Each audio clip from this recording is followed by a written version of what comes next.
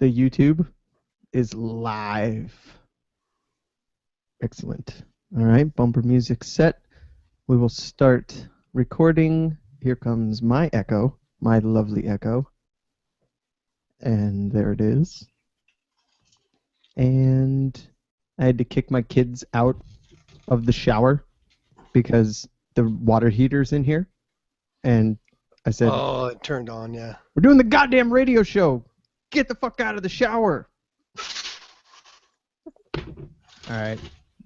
So that's recording, and we're going to start with some bumper music. So Okay, do the bumper music. I'm gonna grab my smokes, and should I mute myself? yeah, mute yourself, because whenever you come back, it usually gets kind of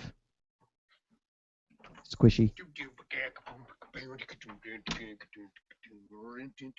I can hear him in your microphone. Yeah, Sarah. because he is right next to me. So maybe you tap your screen, and you can mute yourself. There you go. All right, we're going to start. Here we go. 3, 2.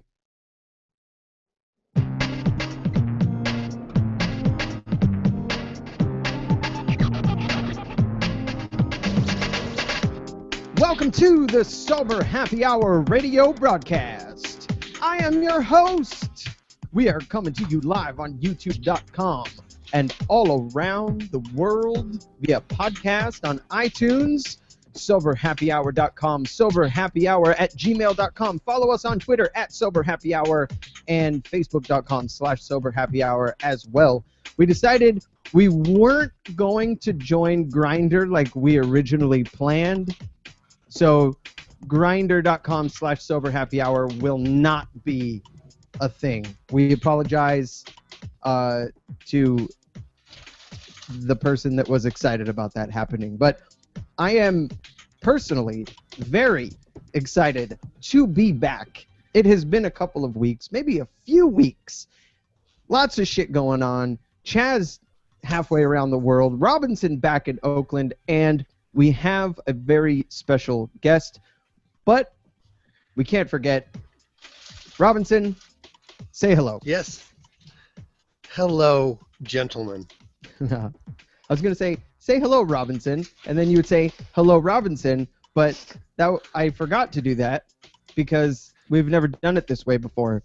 And we also have someone else on the line, and you're not a man, so saying gentleman, I figured... Why don't you introduce this as say hello, people? Say hello, everyone.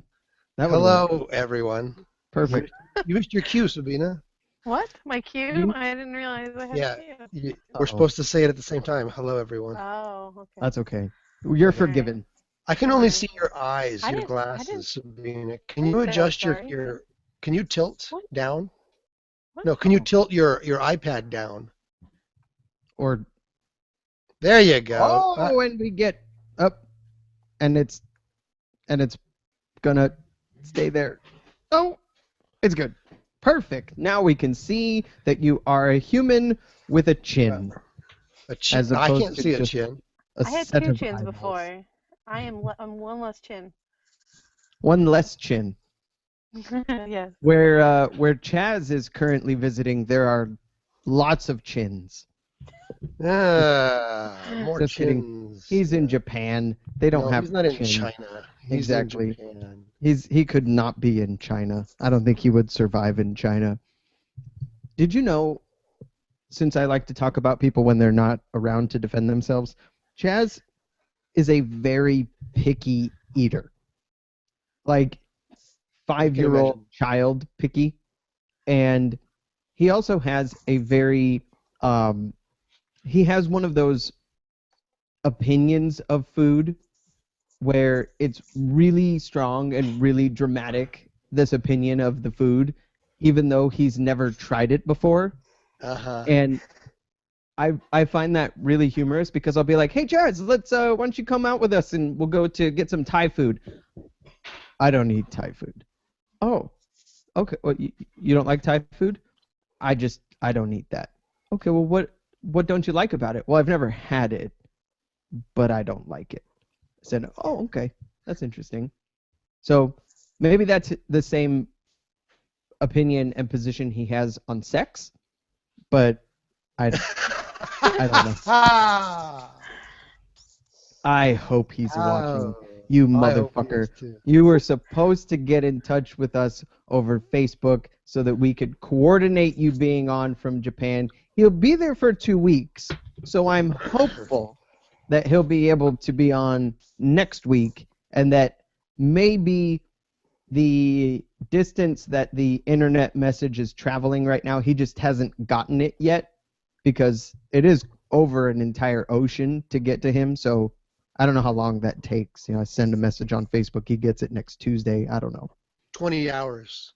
That's right, 20 hours. Yeah, because they have to put the message on a plane and fly it. Right, because pigeons can't fly that far. Right. Fucking pigeons. I thought we shot them all. I got rid of the pigeons in my roof. I think I've told our viewers and our listeners about the awful pigeons that were roosting in my roof, and they have been.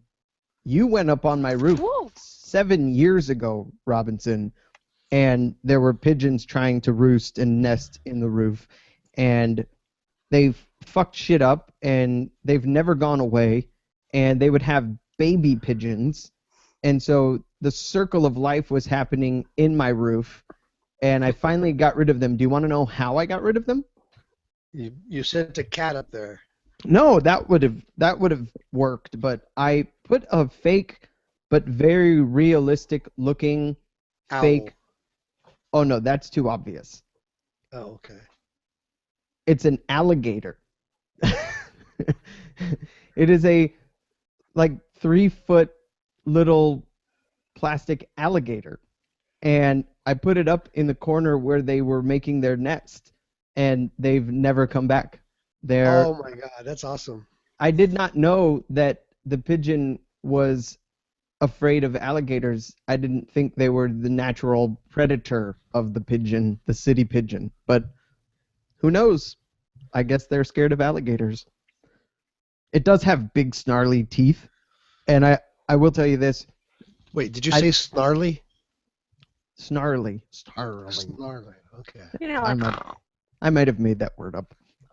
But I don't know where I got this alligator from, because one day I was in the house in the kitchen, and Rachel was outside in the backyard cleaning up. We have gravel because we live in the desert, and I hear her scream, let out this blood-curdling scream. And I've never heard this woman scream this way. We've been married going on 10 years, and I've never heard her scream like this. And I assumed that something had bit her or stung her or something awful had happened, and come to find out that someone had put this little plastic alligator in a bush in my backyard, and when she was back there cleaning up, she stumbled upon this alligator, and it is very realistic looking, and it scared the living shit out of her, and she screamed at the top of her voice. So I figured if it scared the shit out of a human, it would probably scare the shit out of a terrible, awful pigeon. They don't deserve to exist. I hate pigeons. And I love birds. I have 2 pet birds. And I hate pigeons. It almost makes me feel bad. Almost. So, this is the Sober Happy Hour radio broadcast, streaming on YouTube.com. And hopefully we will get the podcast out very soon, as I know that our podcast listeners have felt a little neglected lately, because we were so good for over a year of the weekly, every week, week after week, releasing a new podcast, and we fell behind a little bit because life got crazy, and we said goodbye to Radio Valencia, so things have changed a little bit, and we're planning to get back on track. Weekly shows, weekly podcast. Isn't that right, Robinson? Yes, we're back on track now. Excellent. So we have a little blonde box in the corner. We see a pair of glasses. The fly's still in here, by the way. And I'd like to take a moment to introduce our guest. We have a guest, a very special guest this evening. And so, very special guest, please say hello to our audience and tell them your name. Hello, I am Sabina. Hi, Sabina. Hi. Sabina is not a very common name. No. And they've heard Robinson mention the name Sabina in a certain context a number of times on this show. Are you the Sabina that shares genes with this man we call Robinson? Sadly, yes. Sadly, yes. No. The answer I was probably expecting. And he's a good dad. He's a good man and a good dad. And it's nice of him to share his genes with you. I figured he was much taller, but hey, I'm not a fashionista, so I don't know how that works. The idea that we have 2 generations of Robinson on the show right now makes me very happy because, Sabina, I've known you since both of us were much younger. Yeah. You were a wee child, 7 years old, and I was a wee teenager at 15 years old. I think you called me a demon child. That would make sense if you knew yourself back then.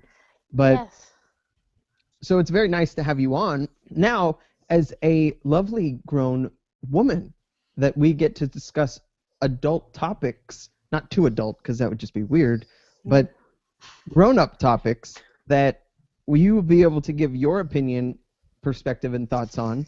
And I'm going to make it a loud noise here real quick because I'm going to try to kill this goddamn fly once and for all. Here we go. Ready? 3, 2. Fuck, missed it. Son of a bitch. So, Sabina, where are you currently? Where's Mr. Miyagi when you need him? I know. God, is he still alive? What's that guy's name? I don't know. He had a very American name. His name was like Charles Smith or something. I think it was. But where are you living these days, Sabina? I am living in the Midwest. I split my time between Nebraska and Kansas. I go to school in Kansas, actually. That is about as Midwest as it gets. Yeah. I live in where I live when I'm not in school is McCook, Nebraska, and that is the county seat with 8,000 people, and that's a lot of people for the part of the country I live in. 8,000 people. Yes, 8,000 people. That's the county seat. That's just as many dogs as my wife has in my house on a regular basis.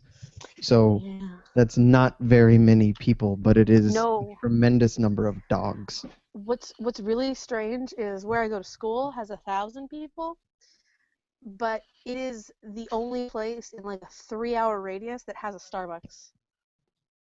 How do you feel about that? Happy. Happy that I go to school next to a Starbucks. I used to have to drive an hour to get Starbucks.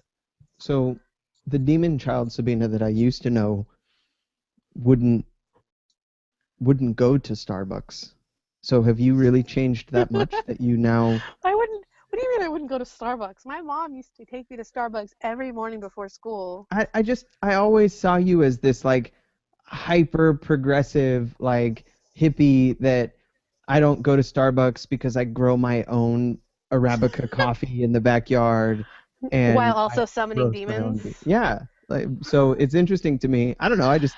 You don't strike me as a Starbucks girl. So I'm not, but I mean I like they have good tea. Well, and at the end of the day, let's be real. You live in Kansas where there are 8,000 people, so the Starbucks is probably the coolest place in town. Yeah. So yeah. And I'm not judging. It's also the only thing that reminds me of home. So how long have you lived out there? Oh God, since 2009. Okay, that's a good long time. Yeah. Wow. There was like some disembodied coughing going on. That was weird. Yeah. Robinson, are you throwing your voice again? You tricky bastard. I haven't said a word. I heard coughing. That wasn't you, though, because you didn't move. That would be Ozzy. Oh, fucking Ozzy. We love Ozzy. So, the You Midwest coughed. and Kansas, and you said Arkansas?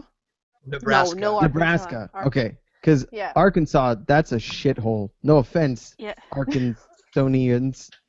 But, oh my goodness. Yeah.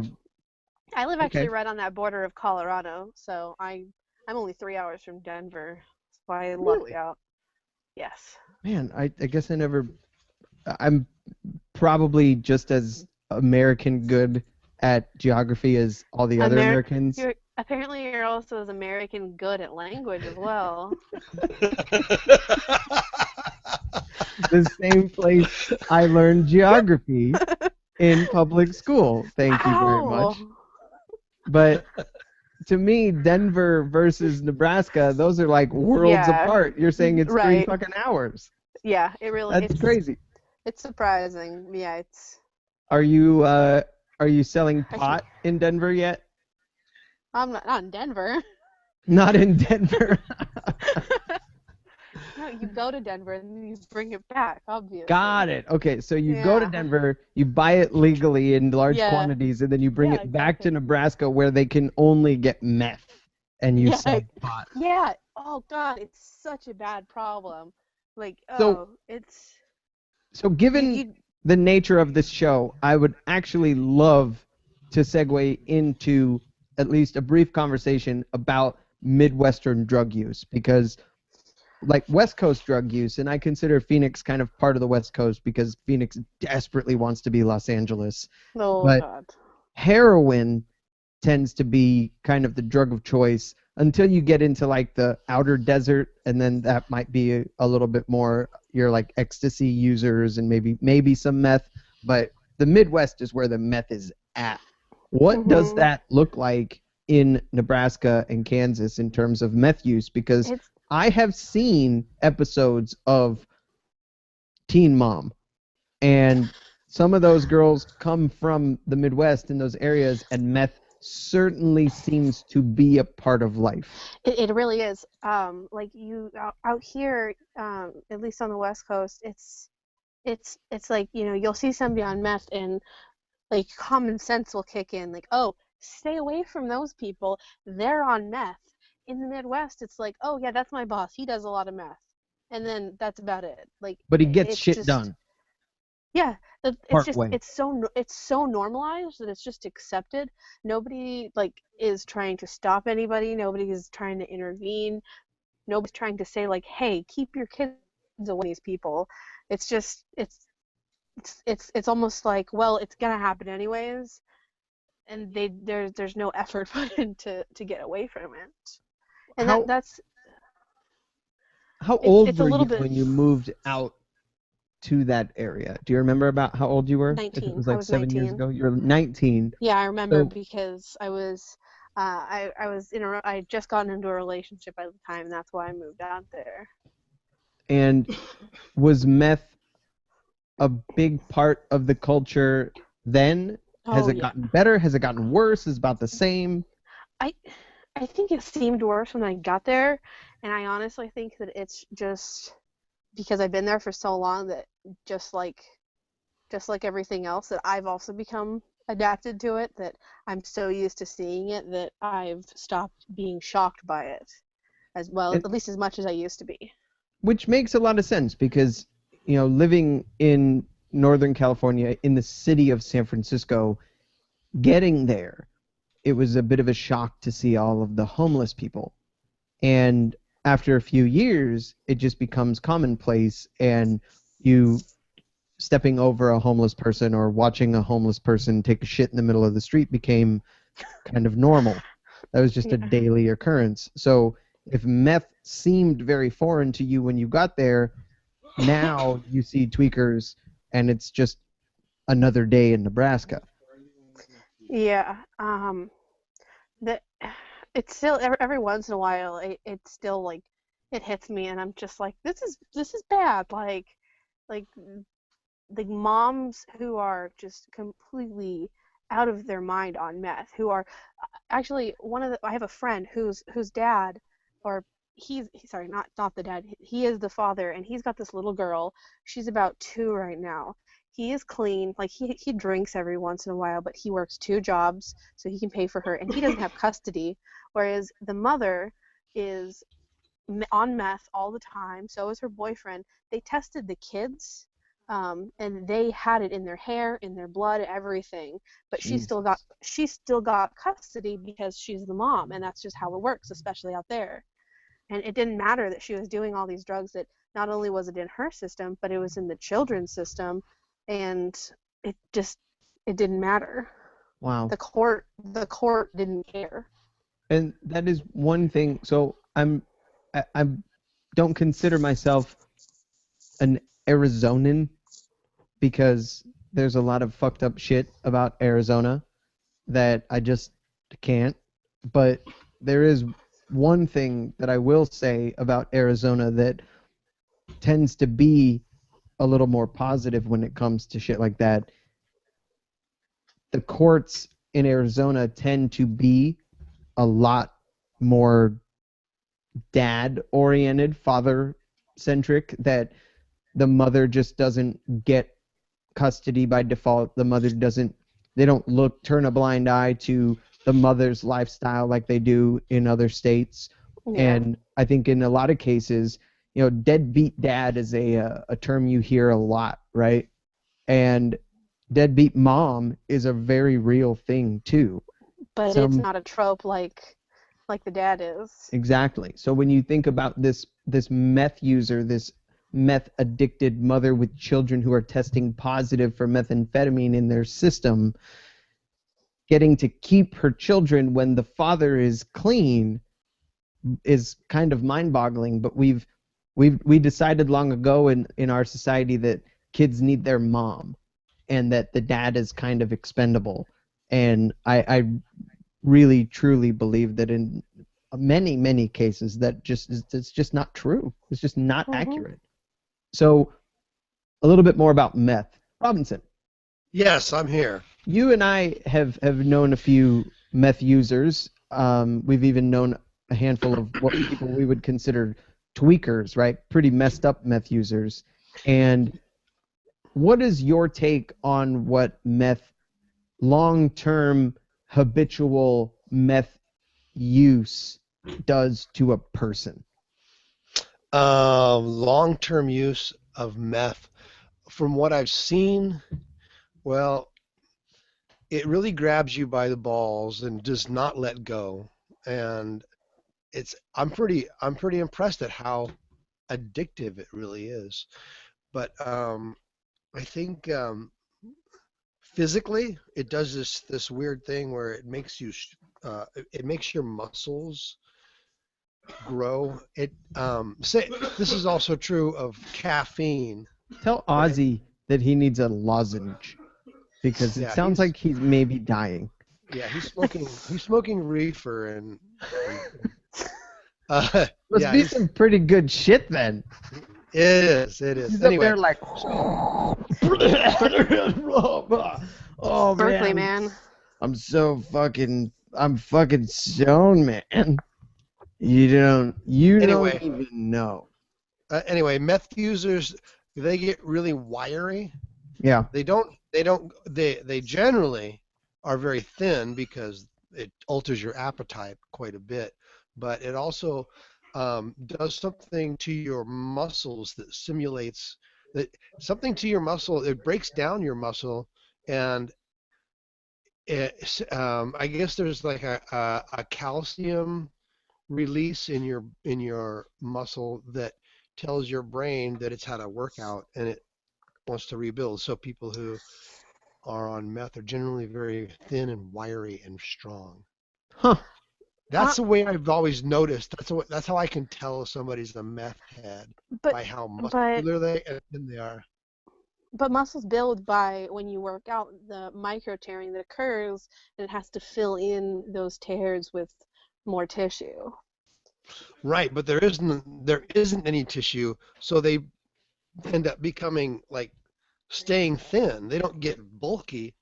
They Right, just but get they look very cut. They look toned and cut. You can tell the meth head because they've got all the definition in the muscles. They're skinny, exactly. but they're very Mm. cut looking. And that might also be because of all the odd jobs that they're doing to get the meth habit rolling, right? Like Oh, what kind you of need odd help? job? You Like need like help like moving? painting the numbers on the on your sidewalk. Yeah, painting the numbers on the sidewalk, helping you move, delivering wheelbarrows full of gravel to your front yard. I mean, they do all kinds of odd jobs. They're always collecting console televisions and big stereos. From So they have a wherever lot. they can find them. No problem. The Goodwill, Salvation Army, people's homes that aren't Yeah. home. They do. I also noticed that they do a lot of hoarding in Yeah, general. well, because it's always a project that they're going to finish. Yes, that's true. And I remember a meth head that we knew, or it was a couple, and they were both heavy tweakers, and they were always in the middle of a project, and they would never finish the project. And I remember because we had gone to some kind of live work warehouse. It was when you and I were looking into trying to build our own live work space, and we went to one, and it was just like boxes and boxes, rows of boxes of weird shit everywhere, and this couple that were gonna build some audio sound system, like some for doing shows or something, and I was really excited by it, and you had to kind of talk me down and be like, dude, they're never going to finish doing that. It's Like, never gonna happen. Yeah. don't get excited. It's never going to happen. And I remember thinking like, oh shit, that sucks. Like, why won't that ever happen? Because I was a little naive at the time. I had no idea. Right. So meth users in the Midwest versus some of the more casual meth users that I've seen myself, because in Arizona, I'm sure there is a meth problem similar to the problems that you see in the Bay Area or anywhere else. It's definitely not known as being as bad as the Midwest, but how easy, Sabina, would you say that it is to find someone who either can get you meth, or how easy is it to get meth if you're living in Nebraska or Kansas or one of those Midwestern states? Okay, I will say that in my experience, it is just as easy to find pot in the Midwest as it is in California. Meth is easier to find. Really? Yeah. That is Like crazy. I've never gone out and been like, "Hey, where's the meth at, guys?" Sure. I've seen people that I know are like I've been at a party where I've been like out to lunch at McDonald's, and I know for a fact that that person sitting at the booth next to me has meth in their pocket. Wow. I mean, Yeah, it's fun. because living in downtown San Francisco, the heroin problem is so severe that you can walk down the street, and if you're a white person walking down the street in downtown San Francisco in the Tenderloin district that I lived in for a while, they're sort of calling at you like carnival barkers, telling you what they've got, assuming that you're only there because you want to buy drugs.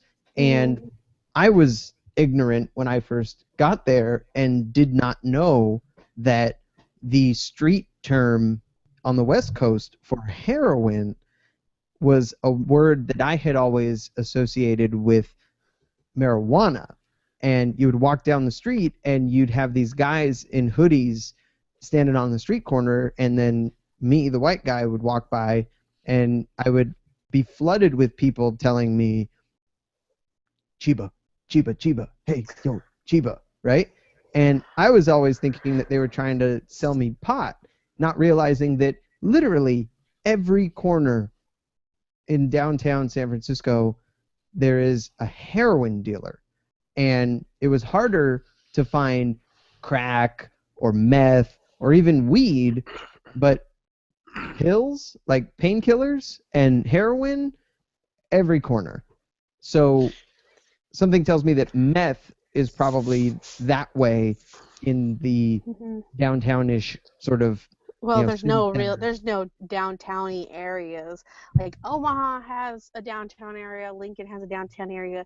They're nothing like what downtown here would be. Like it's literally tiny little towns with maybe two big streets in them, and the rest are just houses and trailers, and you've got shops on them. It's and then it's just Yeah, miles of downtown. country around. Downtown is a post office next to a gas station. Yeah, Yeah, like it's like downtown Tucson, Arizona is what that sounds like. Yeah. it is really, yeah, it is really tiny. I was gonna say though, what's funny about Chiba is in Colorado there is a chain of restaurants and it's a sandwich shop called Chiba Hut. Chiba Hut, right. Yeah, There's that here it's too. great. Yeah, it's great. It's delicious. Because it's got heroin in it. Makes you want to come back Yes. for more. Yes, always. Hey, you know what? I was in Amsterdam many years ago, and I was surprised to see the people that are on the corner selling drugs. They've got their hand waving up in the air, and they're yelling, "Cocaine, heroin, You got a fucking sandwich board. whatever, Yeah, whatever just you need." flipping the Because sign. everything is legal there. So Yeah. they would just they'd see you down the street and they go, "Hey, I got heroin over here. Cocaine, heroin, marijuana." You The know, guy, the "Hello." heroin dealer is standing in a big like suit of like a spoon, and he's just like dancing around like a spoon. Or a No, syringe. that guy was wearing a syringe. Right, he's a costume. syringe outfit, right? And Yeah. then The cocaine guy was wearing a spoon. Got it. Well, the cocaine guy I figured was a rolled up $100 bill, but I don't know, maybe we were in different parts of Amsterdam. But I still think, and it was funny because I was just talking to a friend. And sex, by the way. Say it again. And sex. Sex, right? The red light district. The red light district is very interesting because it's like you're walking down the street and you see what is a storefront with what you might normally see like a mannequin wearing a sexy dress, sitting standing there, but in Amsterdam you actually see a really beautiful young girl sitting on a chair in a window wearing her lingerie. That's their Live display. mannequins. It's like sex is, prostitution is legal as well. Right.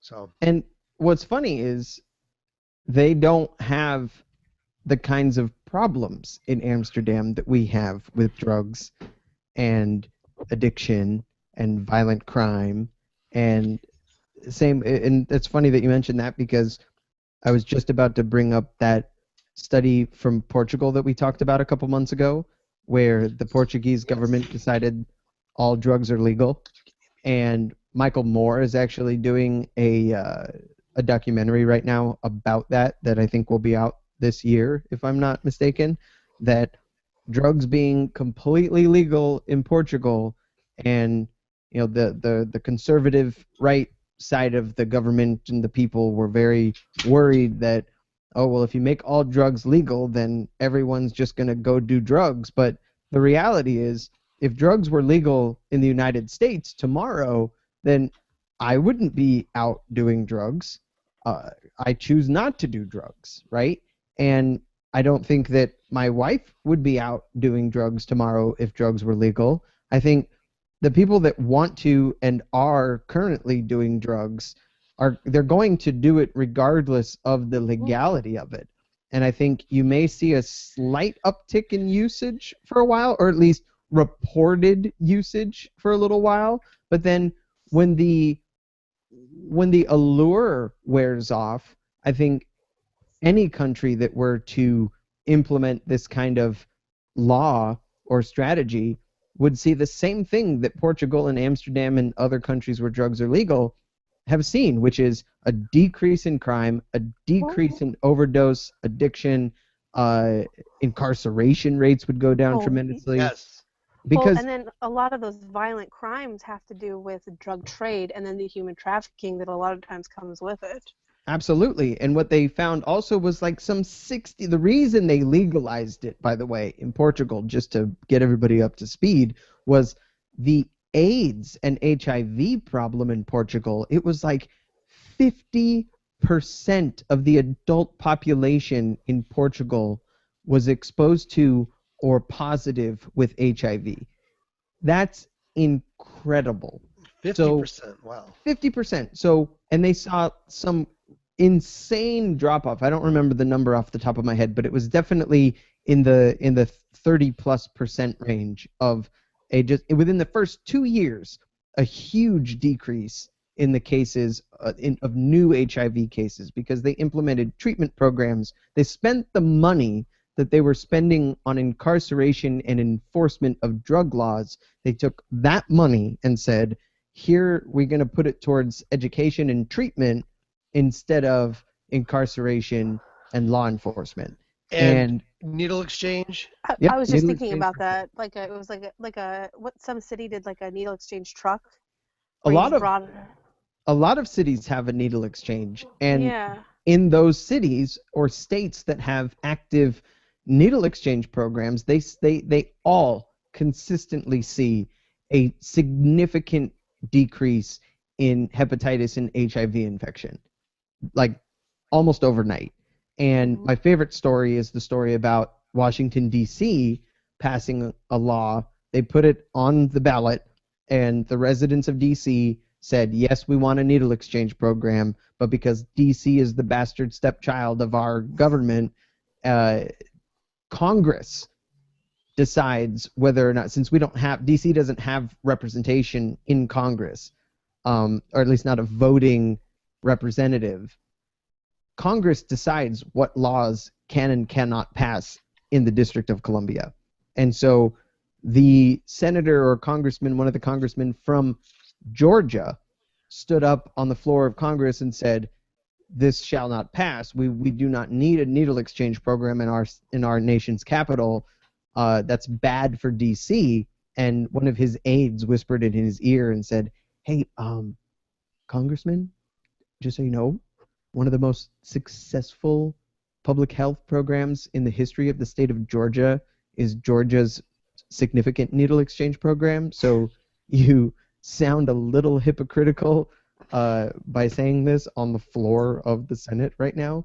And I don't know. I'll have to look into it because this was a few months ago that we talked about it. But I don't know if the needle exchange programs ever did become law in D.C., but I hope they did, because time and time and time again, city after city, state after state, country after country that have implemented these types of programs have seen tremendous, tremendous public health benefits. Yeah. So And I've heard DC does have quite a bit of problems in that area. well, and what's interesting about DC is my family has lived in that area for the last 10 or 12 years.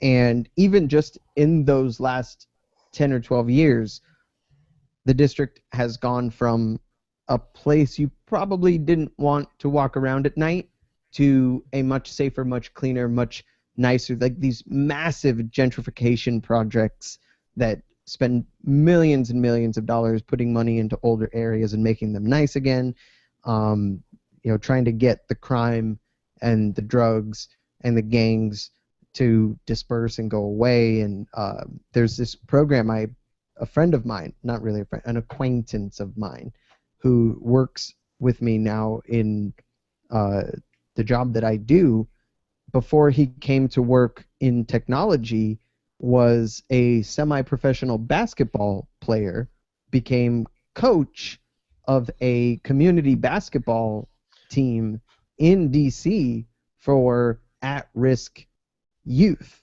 And it was this city or can't say state because DC's not a state, but it was a DC run sponsored program for urban youth. It was an after-school program where they could sign up and be part of this basketball team. Whoa. Sabina's dropping her iPad. And he said it was one of the most rewarding things he's ever done in his life, getting to work with these kids and keep them out of harm's way, keep them off the streets, keep them away from drugs and gangs and crime, and teach them basketball, right? And leaving that was the most difficult part of him taking a job in Arizona.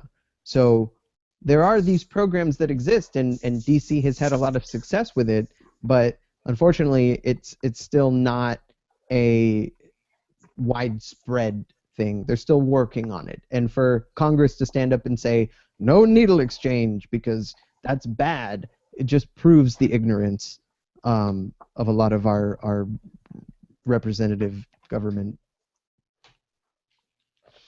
Sabina, Yes.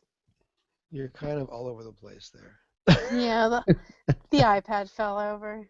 Yeah. Okay. Okay, good. I think she's back. She's back on track. Yes, Don't worry. yes. Well, for a second there, we could only see her glasses again. Yeah. But I was okay. trying to- All good. I was adjusting. So, how about this? Let's take a break. I think we've come to a good breaking point. And when we come back, we will talk a little bit more about the effects on individuals and the effects on community and families and potentially even the effects on children that meth use can and does have, with our special guest Sabina, Robinson's lovely daughter, and we'll be back with the Sober Happy Hour radio broadcast. We're gonna play a little song, and we'll be back in a few minutes. All right. Cool. Did you kill your fly? Not yet. It's still buzzing around. So Okay. I'll here's what work you on do. that. Here's what you do. Turn all the lights off. Uh-huh. Open the door and turn the lights on in the garage, and the fly will follow the light. Great idea. I'm gonna do that right now All right. because I ran out of Hennessy, so that wasn't gonna work. Cool. All right, we'll be back. Sober Happy Hour radio broadcast right after this.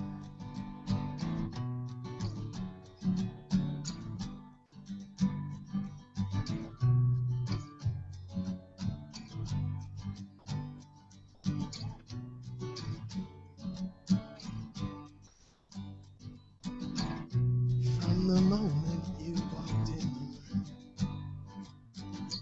it took a glance and I remembered you.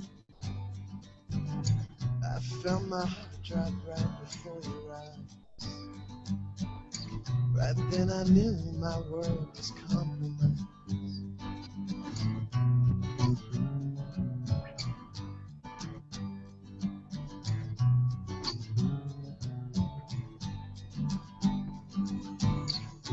Say the word and I'll be after you. Why do I know your face? Stay, just lay with me before you go again. I know I'll see you soon.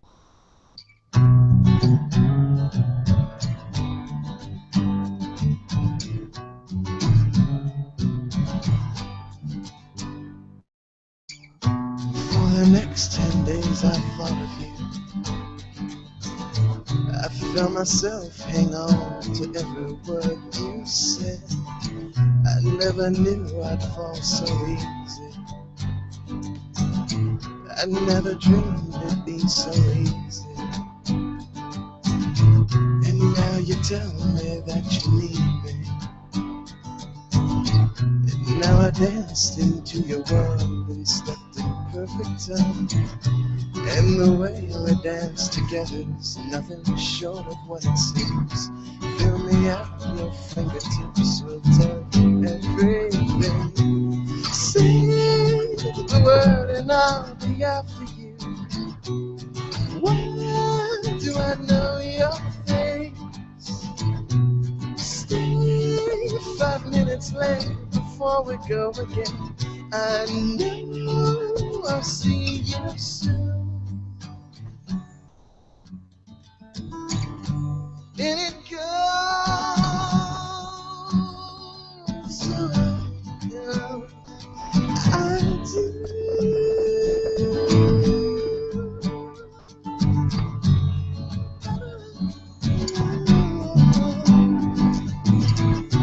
Say the word and I'll be after you. Why do I know your face? Stay, just lay with me before you go again. I know I'll see you soon. See you soon. See you soon. I'll see you soon. Welcome back to the Sober Happy Hour radio broadcast. I am still your host, and if you hear a little bit of rumbling in the background, I do apologize profusely, but it is still currently 80 degrees outside here in Phoenix at 11 o'clock at night, and probably about 100 degrees in my studio, and I had to turn the air conditioning on. So if it's a little rumbly, my apologies, but it's worth it so that I don't die. Anyway. So did you get rid of your fly? I don't know. I did what you said. I turned off the lights and I tried to shoo it away, and I turned on all the lights in the other room, and maybe it went away, maybe it didn't. But we'll see, I guess. I think I got the mosquito eater bug out of here. Well, another solution that I found to be really wonderful is you take your bottle of rubbing alcohol and you put a spray nozzle, a spray tip on it, and you set it for mist. And when the fly is somewhere in the vicinity of you, just give it a mist of alcohol and it will just fly. It will fall. It can't continue to fly. Because it's so drunk? Well, I tried it with water and it didn't work, but I did it with alcohol and it worked. And they just must fall kill down and you can kill it. It doesn't kill it. It just I don't know what it does. It just does something to the wings or something, and it can't fly, but it'll fall down and give you the opportunity to either take it out of the room if you're Buddhist, or kill it if you're American. I'm sure physics has an explanation for this. I'm thinking because it probably absorbs stuff. I was going to say, I think body. they do. Yeah. I think they do absorb through their skin. So they're getting drunk. Yeah, drunk, which is appropriate for this show. Yeah. By the way, Nate, who you both know, wanted me to say hi for you. Well, hello, Nate. Is he watching currently? He is. He is watching. Oh, that's fantastic. Well, hi, Nate. Nate, send a link to all of your friends so that they can watch too. That's right. Tweet it on the Twitter. About the Sober Happy Hour, because I think some of the people in Nebraska, in McCook, Nebraska, need to watch this show. Amen. Especially what we're about to talk about next, because we're going to talk about meth. So I know that some of those people in wherever the fuck Nebraska you just mentioned will want to hear what we have to say. But before you say that, I want to say hello to my friend in Vietnam who is watching right now. Hello, friend. What's your friend's name? I don't want to say any names because I don't want to put anyone on the spot. So I have a friend watching, and I want to say hello. Thank you. We will call him or her Squishy. Hello, Squishy. It's Hello, nice Squishy. to meet you. So I have kind of a funny story before we get into meth. Okay. Before we get into it? Yeah. This better be funny. I don't or know I'm that going it's to go funny. smoke some meth. No, I don't think it's funny. I mean, it's not really funny. It's just kind of interesting, I guess. But so for those that have been listening to this show or watching this show for a while, you know that my wife Rachel and I, we decided we were going to venture into the world of breeding Sphinx cats. And I introduced the world to a sad, sick little kitten a few weeks ago in Las Vegas. that we were currently taking care of. And since then, we have 3 females. And in the cat breeding world, the female breeder cat is known as a queen. The male breeding cat is a stud, also known as a king. And so we have 1 male breeder. We have 3 female breeders. And the word stud that they use for the male breeding animal in this instance, in this situation, in this story, is very, very fitting, because if people were paying attention a couple of months ago, in the middle of winter, Arizona decided that it was going to reach about 100 degrees. And the weather went cuckoo, and the summer came without any warning, which meant that my 4 cats went into springtime mode like overnight. And the male went cuckoo for pussycat, and the females went a little crazy as well. So he managed to, we'll say, knock one out with all 3 of these females almost simultaneously. And about 3 weeks ago, female number 1, Olivia, had a litter of 6 kittens. About a week ago, female number 2, Namibia, had 6 kittens. And then about 3 days ago, female number 3, Remy, had 5 kittens. So currently in my house, there are 17 kittens. Holy shitballs. None of which are more than about 5 inches, 6 inches long, because they're all very small and cute and adorable. But if anyone has ever been around baby kittens before, you know that when they get hungry or restless, they start to mew. They make this high-pitched, squeaking mew sound. And so, yeah, like that. And they will start to do it in unison as sort of a chorus of what sounds like shrieking baby alligators. And it is insane in my extra bedroom right now where these cats live while they're nursing kittens. And I have no idea what the hell I'm going to do with 17 kittens. I mean, obviously, the goal is that we breed them and we place them in homes. We sell them. But I feel as though we may have sort of reached a point where the market will be saturated with kittens. And so I bring it up on the show because if anyone is interested in a purebred, papered, pedigreed Sphinx cat, they're the hairless ones, by the way.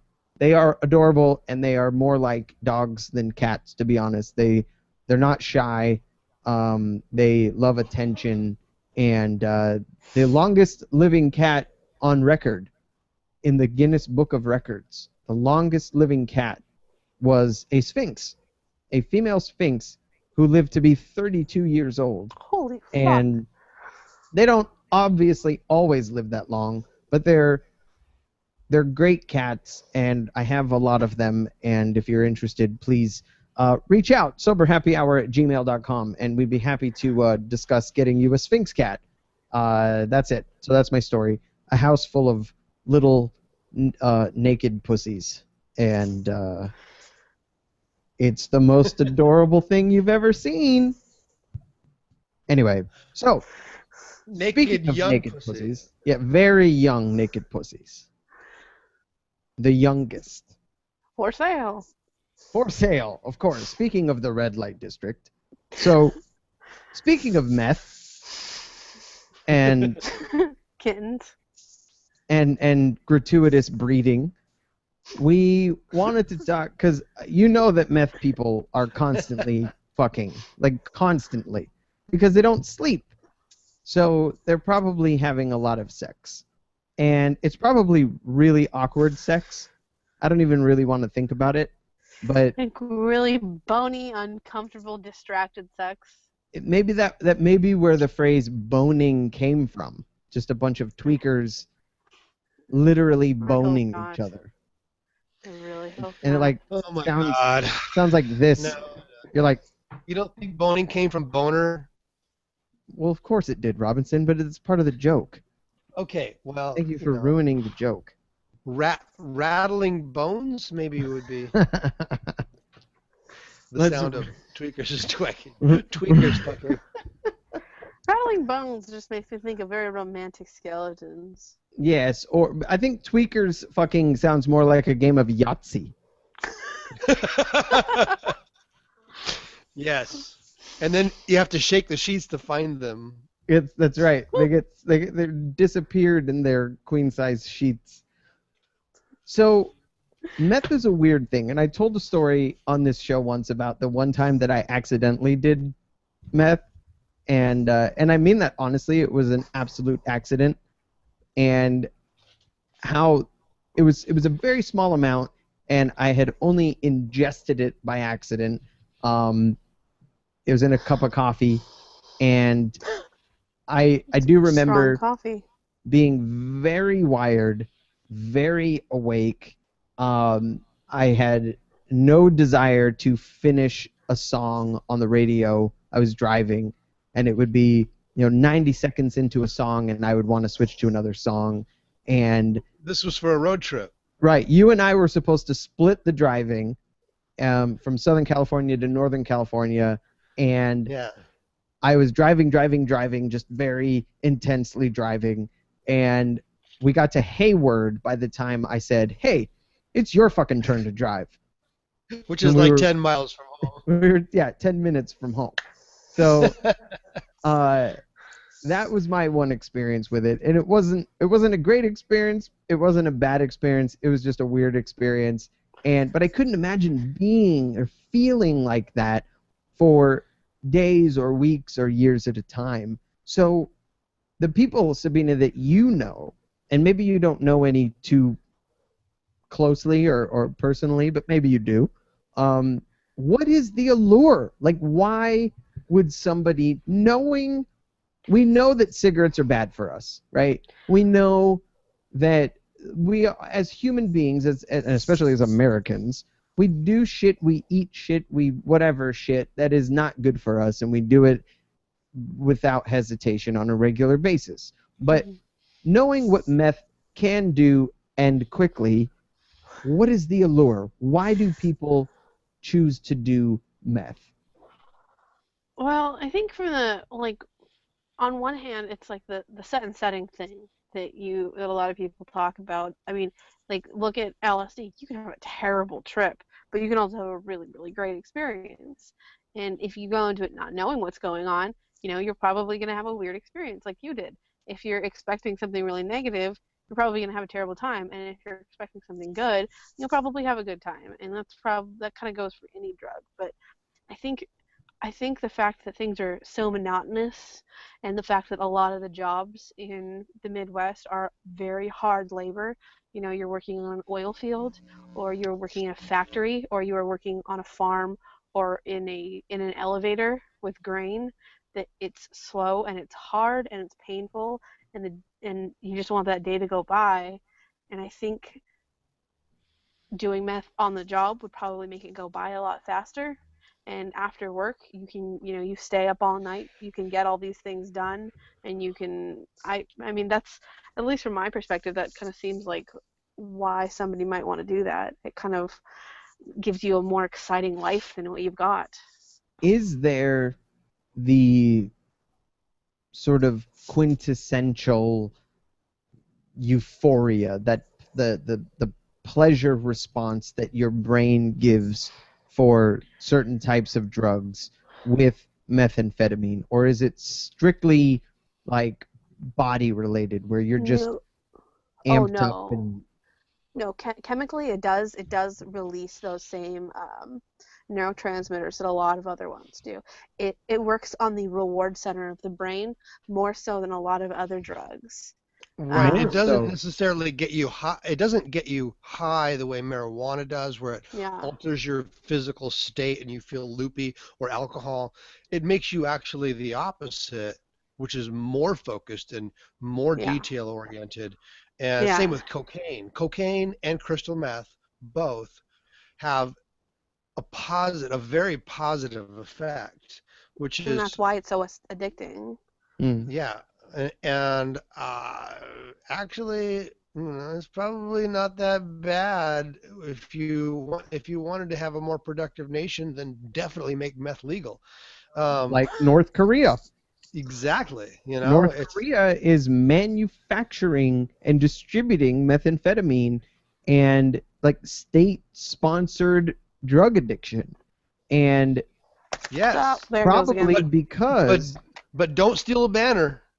right, You'll get 15 years in prison if you steal a banner, but smoke all the meth you want.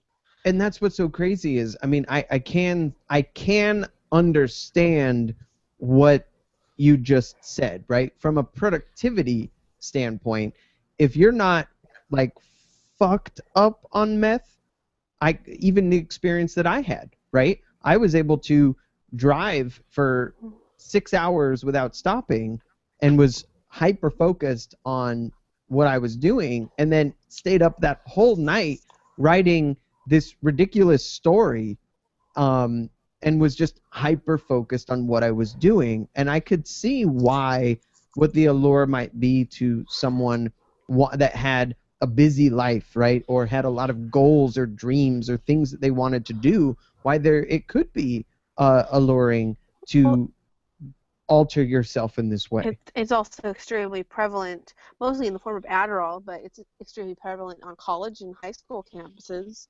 Absolutely. because we as a country have more of a focus on getting good grades than actually learning. So these kids are afraid of failure in the form of an F or a D, so they turn to drugs. And in your understanding, because I'm not hip to the college scene, is Adderall the same? Similar? It's very similar. Very similar. It's similar but much more mild, and it doesn't hit Yeah. you as fast or hard. The Hmm. reason meth hits you so fast and hard is because the smoke is going directly into your blood from your lungs Yeah. right to your brain. So within 12 seconds of taking a hit, you feel Yeah. it. And do people use meth in other ways besides just smoking it? Can you snort You it can or ingest inject it? it and snort it. Okay. So it's a And bloodstream you can thing. also, yeah, and you can also snort Adderall. So people do that to get uh, to to get that faster as well, to Right. make it more Right. intense. Well, and it hits you harder, right? Like Yeah. being a former drug addict, you'll try anything to make your drugs more potent and hit you harder and faster. But And then they don't last as long. this is true. I mean, you could shove an oxy up your ass and it would probably last for days. But The glorious butt rocket, as they call it. that's right. I bet you could stick meth up your ass too if you really wanted to, Mm. and your I mean, teeth might not fall out it is physically possible, yeah. because you don't have teeth in your butthole. No, you don't. The Nope, vagina, on the other hand, that's a that's different true. question. Yeah. There are toothy vaginas, Yes. or so I've heard. Vagina dentata. That's the Latin name. So, in the Midwest, I watched the show Breaking Bad, Hmm. and even though that took place in New Mexico, right, In the Albuquerque, Southwest. but let's pretend that Breaking Bad was a documentary, and they talked about the purity all the time, right? It was 98% pure that Walter White was making this crazy pure meth that was this beautiful see-through glass-like crystal, and the shitty stuff that Jesse Pinkman was making before that was, 60-some% pure, and it was garbage. Mhm. What kind of meth are they getting in the Midwest? Is it homebrew shit that Yeah, it's really shitty. really shitty? It's what at least what I've seen. It's the typical stuff you get from the like cleaning supply aisle and the cold medicine. Got it. So they're getting the pseudoephedrine, and Yeah. they're robbing the pharmacy of all of their behind the counter Yeah. shit. Now I can't get a decongestant worth a goddamn without going to the pharmacist and showing them an ID, and they look at me like I'm a fucking criminal because I have a Yeah. cold. And tattoos. Right, I'm a tattooed criminal because I have a cold, and now they're looking at me like, well, what are you going to do with this box of Sudafed, sir? And I said, I'm going to fucking take it because I feel like shit, and you are wasting my time. And Yep. so they're finding other ways, too, and it becomes scarier and scarier because if the main ingredient in meth is harder to get, then that's when you end up with this weird shit that they're trying to find ways to get a similar high, or Yeah. using worse and worse, under the kitchen sink kind of chemicals to make this shit, because it's not a naturally occurring Mhm. substance. Like pot grows in the ground. Mhm. Heroin comes from opium, comes from poppies, right? Yeah. Like Uh, there isn't a natural receptor in your brain for meth. That's the thing. and Like that's what there. freaks me out a little bit about it. Yeah. It is strictly manufactured chemicals. Yeah. What's interesting is that it does physically change your brain as well. It doesn't just change kind of the way your brain works and the way you think, maybe temporarily. For even years and years after you've been clean from meth, your brain is still physically different because it's What it's do you it's mean? not. Well, because okay, the way like the neural pathways in your brain can be reshaped by different exposures. So, I mean, excessive thinking in a different way can change your neural pathways. But this is a chemically that's actually physically altering because it works on the pleasure and reward center of the brain, that it actually starts rewiring itself to need it more, and to like that you actually start thinking in a way that changes the way you go about things. So It Donald makes you Trump happy. Yeah, it makes you is happy. There you Donald Trump is the meth of the political world, is what you're saying. It go. will literally alter the neural pathways in your brain where Okay, but now, he's the shitty Oklahoma meth of the political world. right, the shitty Oklahoma meth Yeah. that somehow ended up orange, and we don't exactly know why. Yes. It's not But blue, it's orange. but the dealer will tell you that it's great Yeah. and in It'll every way. solve all your problems. Solve Yeah. all your problems. Take this meth, Yeah. and it's huge. Homer Simpson said, "It's the problem and the solution." And he was referring to alcohol. It is the problem Yeah, same thing. and the solution.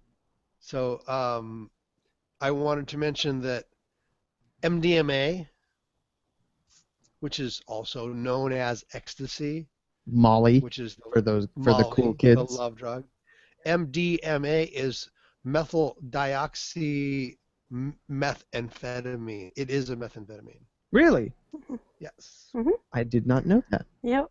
What Which about is it's also why it's cut. It's very very often cut with meth. huh? Mhm. What are some of the Ecstasy. risks? Go ahead. Ecstasy is a combination of methamphetamine and painkillers and Well, just like a random no, supply of stuff, muscle well, not relaxers. Not really. It can have those effects. It can have that euphoric pain relieving effect. It can cause muscle relaxation, but chemically it is the same structure. But like sometimes people do use like different pharmaceuticals to make it the same way you'll use different random chemicals to make meth. Ecstasy isn't just like a slapdash combination of different drugs. It is very, very often cut like pure Molly, which would be the pure MDMA, is a lot of times cut with a muscle relaxant or a pain reliever. Like it'll be Right. cut with Right.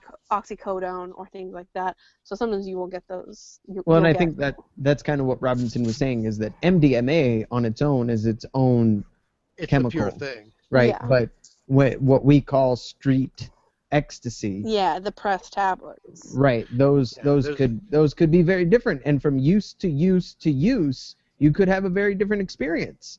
Hmm. Well, Same that's with that's meth. why they put different colors and different stamps Right. on them. Right. And you can Those you can stamps even have a look little those symbol. up. Yeah. Yeah. And So you can look them up by where what city they're pressed in and what color they are and things like that to find out, oh, okay, this one has had these effects and this one was cut with a mixture of heroin and a muscle relaxant, because there are people that actually go ahead and test every batch to check the quality. wow. Yeah, and the nice thing is just like with the needle exchange programs, is it may not completely stop the use, but it does definitely make the use safer. Safer. Well, and Yeah. safety is this really kind of this weird middle ground in the drug abuse world, because as a human being, I don't wish any ill will towards a drug abuser, but it's easy to write off a meth user as a lost cause or somebody you don't think about or care about, but I don't wish them any harm. And so having a needle exchange program or having this, website or whatever it is where you can learn about what this ecstasy tablet might do to you before you take it, I think is a public service, and I think it's worthwhile, because if you know that your body reacts poorly to a certain chemical or drug, and somebody gives you or you buy some ecstasy from someone, it's nice to know that there's a place that they can go and look and say, okay, maybe I shouldn't take this because it could really fuck me up. It's about awareness. Well, and the same thing goes around with the alcohol industry, right? When Prohibition was around and people were making, bathtub gin and moonshine, and shit was making people blind and tearing up their stomach linings and killing people, it was because of a lack of oversight and regulation, right? And with the way that it is now, you have to get a license to distill liquor. You have to label the bottle with the percentage of alcohol by volume, like people know what they're getting. And the same goes with pharmaceuticals, right? If you're taking an 80 milligram Oxycontin, that's a fucking strong painkiller, right? Yes. But it may be physically smaller than a 5 milligram Percocet. Mm-hmm. So you might think, like, oh, here's this little baby painkiller pill, I'm going to take this, and you take 2 of them and you can fucking kill yourself. So it's important. I mean, something like drugs.com. Drugs.com, I remember in my pill popping days, was bookmarked on my computer, because if somebody would give me something or I would buy something, it would have a stamp on it, and all you have to do is look it up. What is this? This emblem, this color, this size. So round, gray, OC on one side and 80 on the other side, and that is an 80 milligram oxy tablet. And okay, maybe I need to break that shit in half. I had a friend who she was a bartender, and she would get, somebody would come in and always give her like a couple of Norcos, which is 10 milligrams of what is it? Hydrocodone. Hydrocodone. Mm-hmm. And then same as Vicodin. And then, yes, it's like the double Vicodin. And that's kind of, fun, but not going to kill you. But one day her dealer came in and handed her some Oxy, Oxycontin, 80 milligrams, Oof. and gave her like 4 of them. And and he said to her, "You know what this is, right?" And she said, "Yeah, yeah, no problem." And she just threw all 4 of them in her mouth and washed it down with a shot, and Oh. ended up really in like a lot of trouble. Right. So Like hospital trouble. no, not hospital, but Almost. worse than Worse. hospital. Worse than Yeah, hospital. yeah. Undertaker? Like No, no. more hospital? She ended up becoming so fucked up Terron's that Ferry? people took advantage of her in a Oh, really Jesus bad Oof. Christ. way. Yeah, Okay. Yeah, that's definitely worse than the hospital. definitely Although worse than hospital. I would just had a 4-day stay in the hospital with my son, and I definitely was raped financially. So that was pretty fucked up. So sorry, I didn't mean to make that was my one insensitive joke for the evening. So take it or leave it, listeners. Okay. The here's how I want to kind of end the show, if you will, because we're not tied to a 2-hour time constraint anymore. I'm not used to that. I'm not It's used awesome. to that. That's cool though. Yeah. Uh, what are some of the risks, some of the dangers, some of the shit that goes along with using meth either for the first time or for a long time? Because as a person who has very little, if no, experience with methamphetamine, uh, what should people be aware of? That's the thing. That's a really good question because when you try it for the first time, you feel normal. You don't Yeah, feel like it's altering you at all, and you can smoke it. Like the first time I tried it, I was doing it nonstop for 3 days. really. And it didn't occur to me that it was a problem until I started hallucinating because I had not slept for 3 days.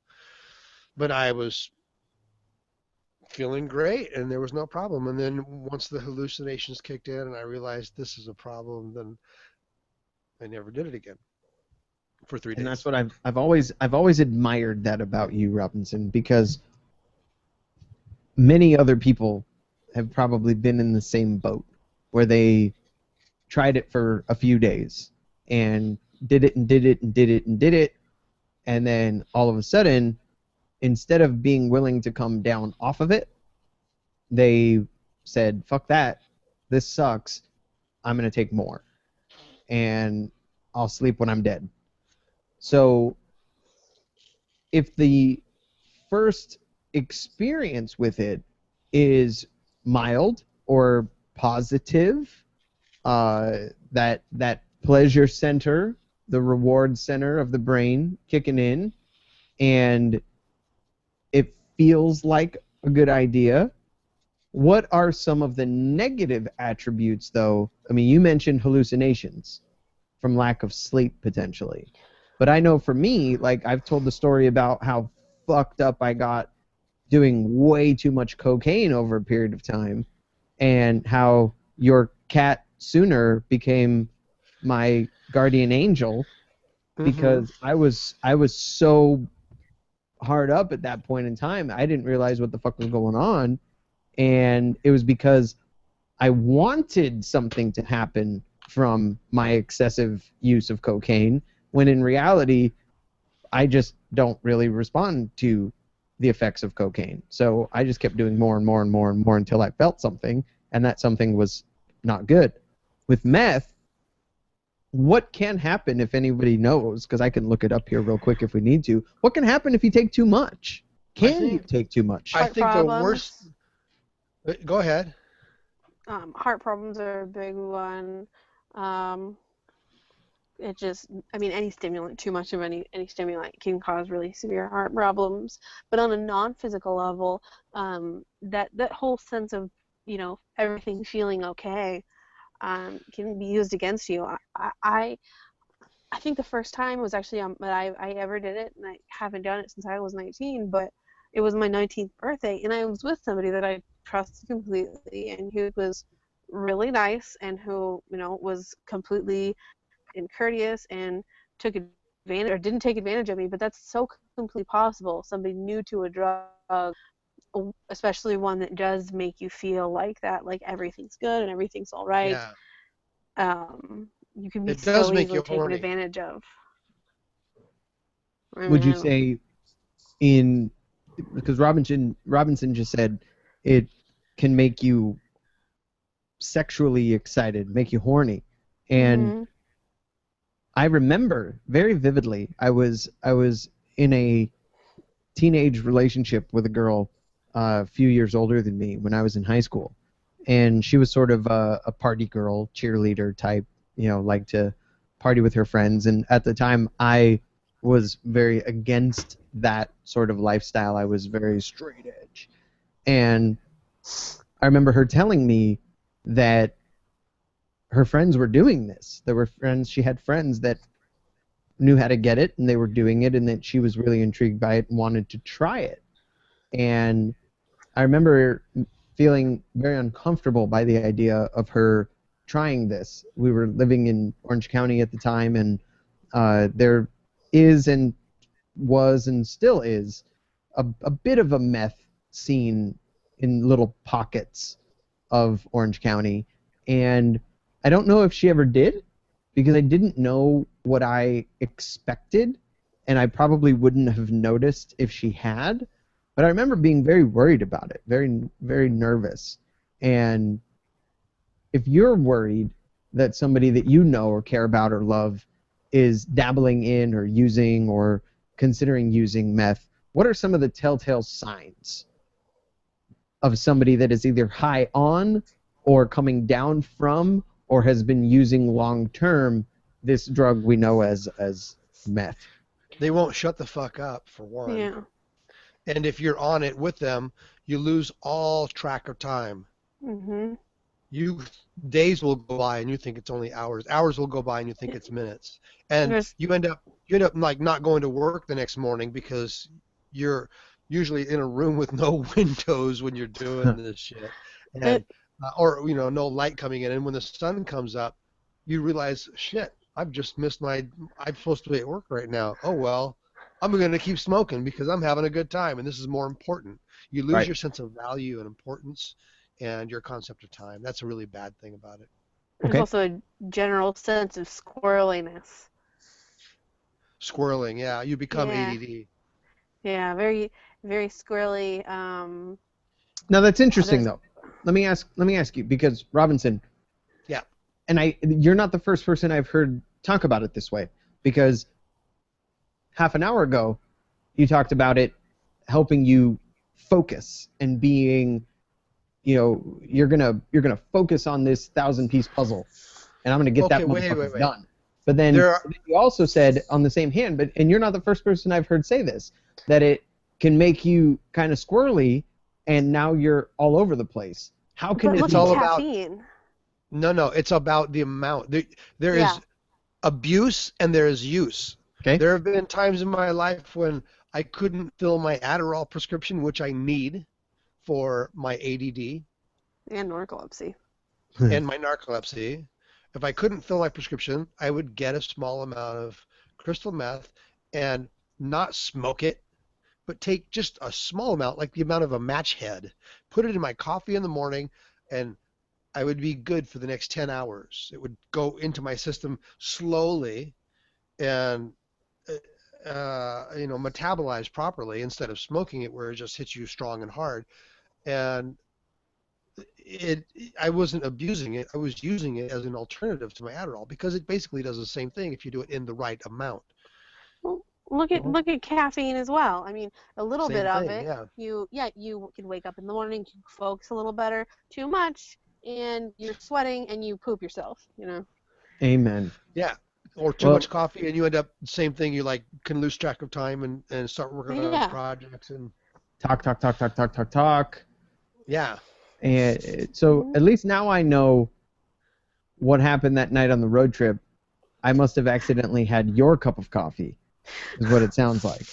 Well, I just, it's kind of an uncontrolled amount that you're putting in, and I know what works for me, and I put the same amount in that works for you, and it obviously had a different effect on you because you don't take amphetamines.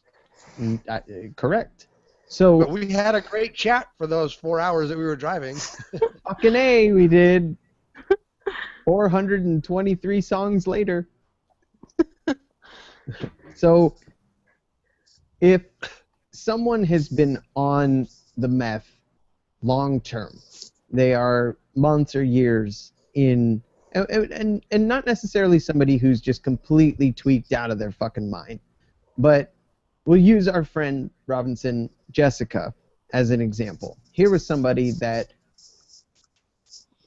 had to go through some treatment for an addiction to crystal meth and used it, abused it, used it too much, used it every day. But thankfully, in her case, it did not ruin her life. It did not ruin her teeth. Uh, what if you know? Because I don't know.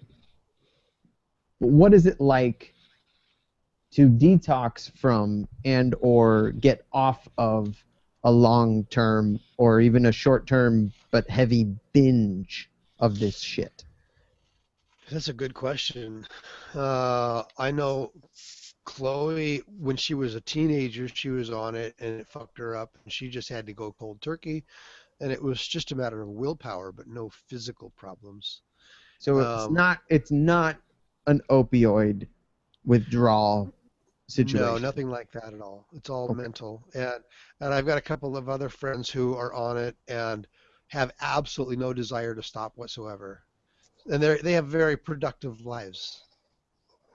And they Interesting. make good money, and they one of them works from home on a computer, and she just gets all of her shit done, and she's grateful. She actually she worked so far away from home and didn't have a car that she decided to quit her job, and her employer said, well, you're too valuable to us, why don't you just work from home, which Wow. was great for her. And now she just sits at home and smokes meth all day and works on her job and And do you think makes that she's 80,000 a year. capable of doing this because she self-regulates and she knows how much is enough and how much is too much?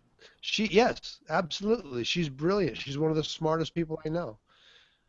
And she lives a normal, healthy life. So what is it about the people that we know as the tweakers that gets them to that point? Is it They that don't lack have of anything willpower? else. No, I think it's that they don't have anything else going in their life. If you have nothing else Well, going in your life, you're never going to get anything going in your life. I think it's more than that. I think it's also the lack of awareness, like self-awareness. Know what their limits are, know how to stop, know how to take care of themselves, especially in that It's situation.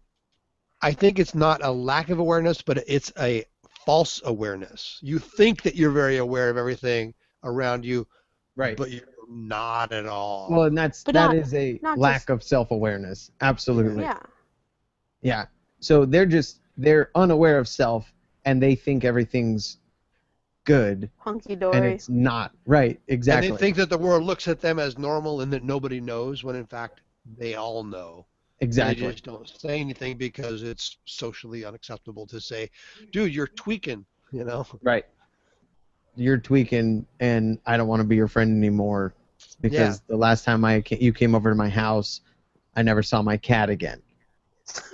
One of my best friends did a lot of work for me, and I had to fire him because he would just, like, 3 days into a job, he would just disappear because some weird shit came up and he had to take care of it, and he would lose track of what he was doing, and Hmm. I'd be the one holding, the responsibility because I'm the one who hired him on the job, Yep. and I'm off doing another job, and he's supposed to be at this place doing something and he's not, and the homeowner's calling me saying, where the fuck is this guy? He hasn't shown up for 3 days, and I'm like trying to get a hold of him, and he's not answering his phone. I had to fire him, for I didn't fire him, but I just didn't hire him back again for jobs for 4 or 5 years. And Classic tweaker behavior. and then eventually, I got in contact with him, and he told me that he wasn't using anymore, and so I got him back on the job. Found out he was using because the Hmm. same shit was happening, and yeah, it's just no good. So, with a relationship, and Sabina, it sounds like maybe, and correct me if I'm wrong, but maybe you have some experience with this, that being in a relationship with somebody who is using meth, whether it's a friendship or a romantic relationship, whatever, what changes might you see in someone who is using crystal meth? I can't I can't quite really speak from experience in terms of, well, at least a really in-depth experience in terms of meth, but in terms of just addiction, and what I've had friends tell me about, seeing people close to them doing meth, is that they lose focus on the people around them. Yeah, You I'd have to you agree with that. you stop realizing how what you're doing affects the people you love the most. Um, And they stop having any they lose focus on you as well. well, yeah, that's They what I'm realize saying that is you're they tweaking, and they don't, and, your really good friends will come to you and say, "Hey, dude, you've got a problem," but your not so close friends will just disappear, and then you don't notice them because you're tweaked out. Yeah. and it also becomes a really hard line of, especially when it's somebody very, very close to you. I was with somebody for a really long time who had a really severe drug problem, and the issue became, am I, by trying to be there for him and by trying to take care of him and love him, am I enabling the situation? Am I Sure. actually making things worse? And would I be doing the right thing by just walking away? And you start feeling guilty for possibly making the situation worse. That's a really good segue into our next show next week, which is codependency. And I love it because that is such a big, big part of this whole conversation about addiction and recovery. Because the addict will think and believe that their actions, their behavior, their choices only impact and affect themselves. And what I would love to talk about next week, and we absolutely will talk about next week, is how someone's decisions to use drugs, abuse drugs, get hooked on drugs, and whether they made a decision to that's another conversation in and of itself. Is nobody decides to be a drug addict. Nobody makes the conscious decision that they're going to be a drug abuser. But there Unless are, unless they've won the lottery and have nothing else going on in their life. or they're 87 years old and have terminal cancer and they decide Yes, of course. heroin a great idea. But that's going to be next week on the Sober Happy Hour radio broadcast. We will talk the effects of drug abuse on our relationships, codependency, enabling, that Sabina brought up, and a whole lot of other things. Hopefully next week we'll have our good friend Chaz back on, joining us from Japan. If not, fuck it. Then we'll do the show without him. Sabina, Yes. I want to say thank you so much for being on the show. I hope you enjoy the rest of your time with your father in Oakland and have a blasty blast. Watch out for that guy because he might slip some crystal meth into your coffee tomorrow morning. Probably. That's all right, though. You'll love him anyway. We are the Yeah. Sober Happy Hour radio broadcast, coming to you live on YouTube now every single week. Catch us on our podcast on iTunes, soberhappyhour.com, at Sober Happy Hour on Twitter, facebook.com/Sober Happy Hour. And if you want to send us an email, we'd gladly answer your questions or read your shout-outs, soberhappyhour@gmail.com. We will be back next week, Saturday night at 10 o'clock, and the podcast from last week, which was actually more like 2 or 3 weeks ago, will be up within the next couple of days. Tonight's show will be on podcast also within the next couple of days, and then we will officially be caught up. So thank you for your patience. We're glad to be back. Robinson, any parting words? I Yes. guess not. All right. I do have parting words, but I can't remember what they are. Don't even worry about it. Sabina, thanks again. We will see you guys Thank next you. week. And if you or yours is considering getting sober, I highly recommend it. Good night. Good night. Right. Thank you, Vietnam, for watching.